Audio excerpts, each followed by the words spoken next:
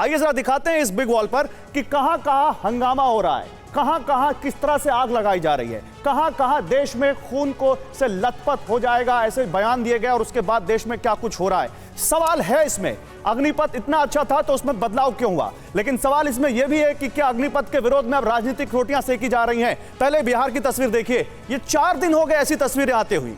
4 दिन में आपने लगातार ऐसे देश की कितनी सारी संपत्ति का नुकसान देखा होगा। रेलवे के ट्रेनों में आग लगाई जा रही है, स्टेशनों में आग लगाई जा रही है, आम लोगों को निशाना बनाया जा रहा है। उत्तर प्रदेश आ जाइए, बस में तोड़फोड़ की जा रही है, ट्रेनों में आग लगाई जा रही है, लोगों के ऊपर पत्थर बरसाए जा रहे हैं, छोटे बच्चे, बुजुर्ग, महिलाएं, वो सब इस पत्थरबाजी की चपेट में आए हैं। पंजाब चले आइए, पंजाब में भी वही तस्वीरें दिखती हैं। आप राजस्थान चले आइए, राजस्थान में भी वही तस्वीरें दिखती हैं। तमिलनाडु चले आइए, वहां भी यही तस्वीरें दिखती हैं कि सबसे ज्यादा तो नुकसान रेलवे का किया जा रहा है। रेलवे पर किस बात का गुस्सा निकाला जा रहा है समझ में नहीं आ रहा। राजस्थान में देखिए कैसा विरोध किया गया। इस देश में लोकतंत्र है, इस देश में आपको अपनी बात कहने का अधिकार है, इस देश में आपको विरोध करने का अधिकार है, लेकिन इस देश में यह अधिकार आपको नहीं है कि आप सार्वजनिक संपत्ति को नुकसान पहुंचाएं। इस देश में यह अधिकार नहीं है कि आप हिंसक हो जाए। सवाल यहीं पर है।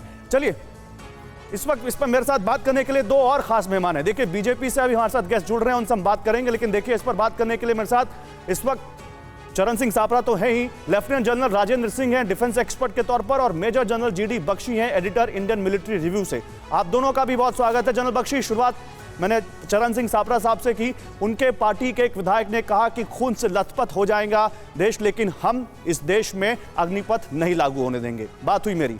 अब कह रहे हैं कि आप इस सत्ताधारी पार्टी से क्यों नहीं पूछते कि ये ऐसा क्यों किया, और वाकई सही सवाल है, पूछा जाना चाहिए, पूछेंगे। लेकिन जनरल बख्शी, उससे पहले आपका एक व्यू, ओपन व्यू, 4 दिनों से जो कुछ हो रहा है उसको लेकर।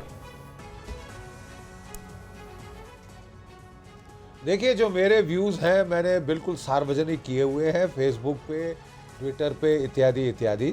लेकिन मैंने एक कंस्ट्रक्टिव काम करने की ज़रूर कोशिश की है कि मेरे जो सर्विस कोलीग्स हैं, जो आज जिनको दायित्व दिया गया है ये स्कीम बनाने के, कल मैं जाके उनके साथ 2 घंटे की मगजपच्ची करके आया हूँ, समझने की कोशिश की है मैंने। उनका कहना ये है, उन्होंने मेरे को ये बतलाया है कि देखिए साहब, जो लद्दाख में चीन के साथ जो प्रॉब्लम आई थी, उस वक़्त हमको जो ये देखा गया कि जो जिनकी एज ज़्यादा थी उनको क्वाइट ऑब्वियसली हाई एल्टीट्यूड में तकलीफ़ हो रही है, प्रॉब्लम हो रही है, इसलिए साहब अनिवार्य है कि हम एज की औसतन आयु कम करें। ठीक है साहब।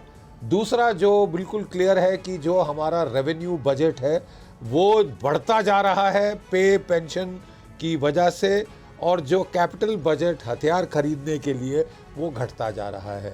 हमारी एयरफोर्स में 45 स्क्वाड्रन होने चाहिए। आज के दिन हमारी एयरफोर्स में 30 से कम स्क्वाड्रन है। कहाँ से पैसा आएगा इसको करने के लिए साहब, इसलिए हम लोग परेशान हैं। ठीक है साहब।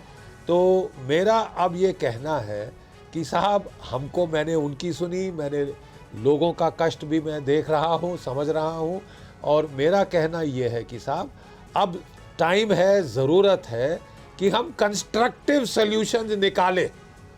ट्रेनें जला देना कोई सॉल्यूशन नहीं है, और अगर आप ट्रेन जलाएंगे, सार्वजनिक संपत्ति बर्बाद करेंगे, आपका फौज में आना तो बंद, और कुछ नहीं बेटा, फौज में तुम नहीं आ सकते, क्योंकि जहाँ रेडिंग एंट्री आपकी वो फौज, पुलिस की तरफ से केस आ गया कि साहब ये हिस्ट्री शीटर है, ये ट्रेन जला रहा था, ये जला रहा था।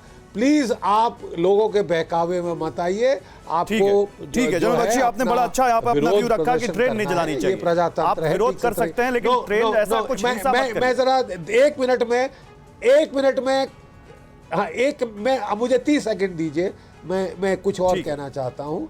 मैं कंस्ट्रक्टिव जो है सुझाव सरकार को देना चाहता हूँ। प्लीज़, मैं बहुत छोटा मुलाजिम हूँ, मेजर जनरल से रिटायर हुआ, लेकिन मैंने हर लड़ाई लड़ी है 71 से लेके आज तक। आप प्लीज, सारा ये विवाद खत्म हो जाएगा अगर आप ये जो अवधि है 4 साल की, इसको बढ़ाकर 7 साल कर दे। जब मैं भारतीय सेना में आया था और 71 का युद्ध हमने लड़कर जीता था, पाकिस्तान के 2 टुकड़े किए थे। 4 साल की अवधि बढ़ा के उसको 7 साल कर 7 साल की थी। 7 साल 7 इयर्स कलर years. सर्विस जो 71 के युद्ध के दौरान थी, जब हमने पाकिस्तान के 2 टुकड़े अच्छा देखिए, इस बीच और हमारे तब भी साथ हमारी इस बीच हमारे साथ बीजेपी से अमिताभ सिन्हा भी आ चुके हैं। अमिताभ जी, आपका भी स्वागत है। आदि प्रॉब्लम्स खत्म हो जाएंगी। सर मैं यही पूछूंगा, जो लड़के जो यहाँ पर तर्क दे रहे हैं वो ये कह रहे हैं कि 4 साल बाद तो हमारी जॉब की सिक्योरिटी नहीं है, तो 7 साल से उनको कौन सी सिक्योरिटी मिल जाएगी सर? देना है? नहीं, मैं इनसे जीडी बख्शी जी से जैसे पहले मिलती थी। जीडी बख्शी जी। जी देखिए, मैं कहना ये चाहता हूं कि 7 साल के बाद हम लोगों का बहुत देर से हाथ जोड़कर सरकार को विनती रही है कि जो लैटरल एंट्री है बहुत लॉजिकल है कि आप जो है वो सेना में सर्विस पूरी करने के बाद इनको एब्जॉर्ब करें सीआरपीएफ, बीएसएफ वगैरह वगैरह में, ठीक है। ताकि जो माओइस्ट से लड़ना है आपको तजुर्बेकार लड़ाके मिल जाएं। आज तक नहीं किया गया।